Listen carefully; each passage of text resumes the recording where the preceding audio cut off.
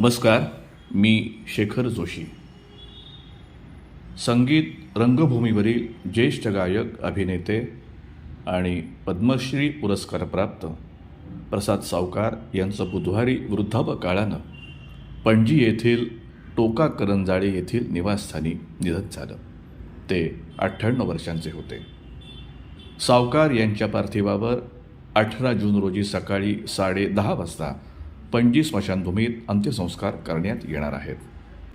भरदार आणि श्रवणमधुर आवाज, स्वच्छ व शुद्ध वाणी आणि गायकीत आवश्यक त्या करामती, ताना व हरकती हे सावकार यांच्या गाण्याचं वैशिष्ट्य होतं. सांबप्रसाद रघुवीर सावकार यांचा जन्म गोमंतकीय संगीत रंगभूमीवरील नामवंत सावकार घराण्यात झाला. गायन अभिनयाचे प्राथमिक धडे त्यांनी वडिलांकडूनच गिरवले. छोटा गंधर्व यांना त्यांनी श्रवणगुरू मानलं होतं. संशयकल्लोळ नाटकात त्यांनी वडिलांबरोबर कृत्तिकेची भूमिका केली. तसंच याच नाटकात कृत्तिका, साधू, जलशातील गायक आणि वैशाख शेठ अशा 4 भूमिका एकाच वेळी करून त्यांनी विक्रम केला होता.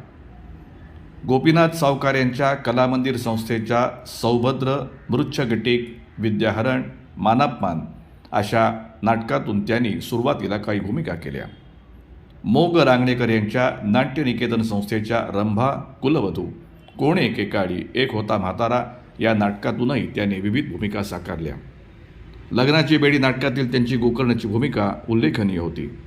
पेडगावचे शहाणे, गोरा कुंभार अशा काही मराठी चित्रपटातूनही त्यांनी काम केलं होतं. विद्याधर गोखले यांच्या पंडितराज जगन्नाथ आणि सुवर्णतुला या संगीत नाटकांनी मराठी संगीत रंगभूमीवर एक नवपर्व सुरू झालं.